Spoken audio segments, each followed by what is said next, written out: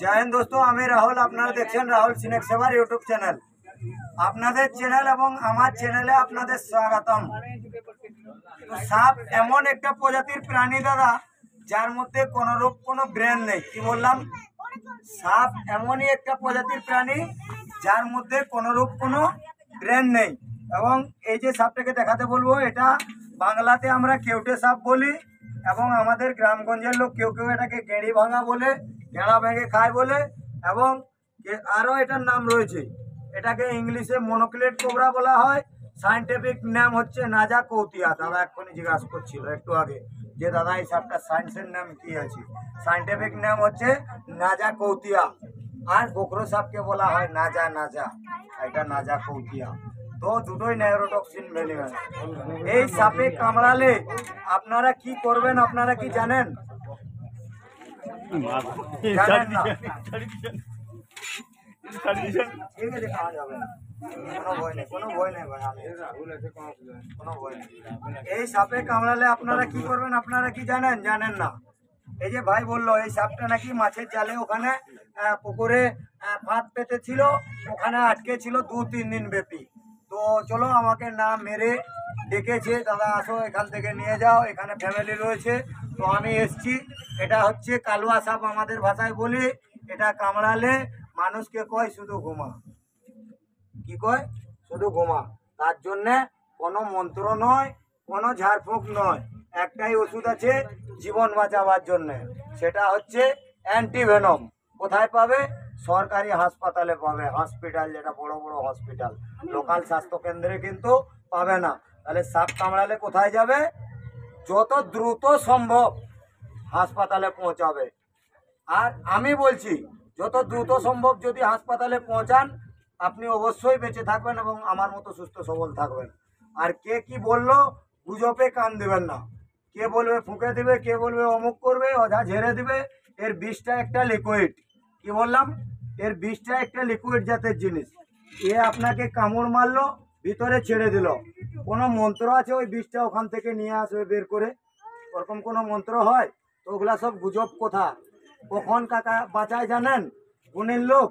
এই সব সাপ, গোখরো সাপ, এরা অনেক সময় ফলস বাইট করে শুধু কামড় দেয় আর ছেড়ে দেয় মানুষকে ভয় দেখাবার জন্যে। বিষ সব সময় প্রয়োগ করে না। ওই সময় হয়তো ওই কাকা এদেরকে হালকা মাত্রায় মেরেছে, বিষ দেয়নি, ফুঁকেছে, ভালো হয়ে গেছে। গুজব বেড়ে চলেছে। তো এরকমটা আপনারা একদমই করবেন না।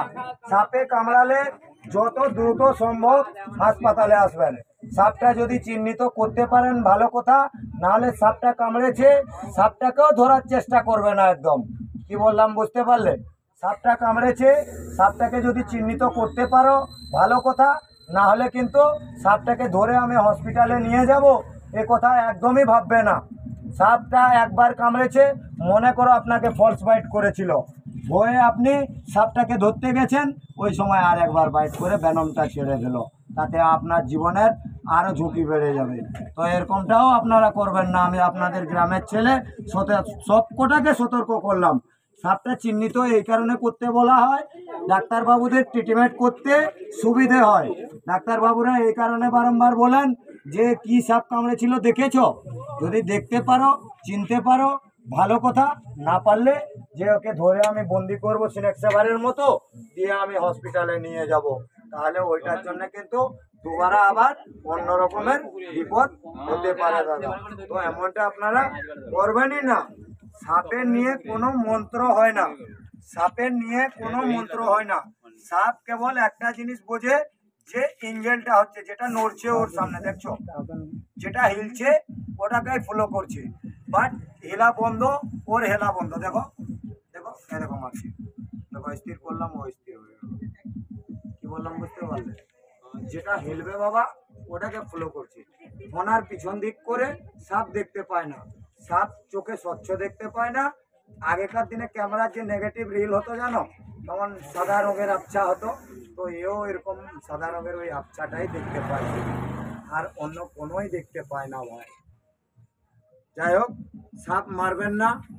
সাপ আমাদের পরিবেশের খুব উপকারিতাজনক প্রাণী। কীরকম?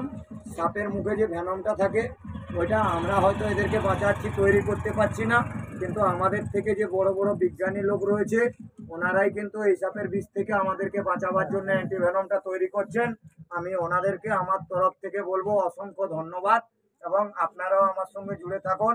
সাপ মারবেন না, সাপ বলে সাপ নয়, যে কোনো বন্য প্রাণী। এবং এই যে মাটির যে ভারসাম্য হয় পৃথিবীতে, ওই ভারসাম্যটাকে কিন্তু এই বন্য জীবজন্তুরাই রক্ষা করে। তো জয় হিন্দ, জয় ভারত। আর বেশি কিছু বললাম না।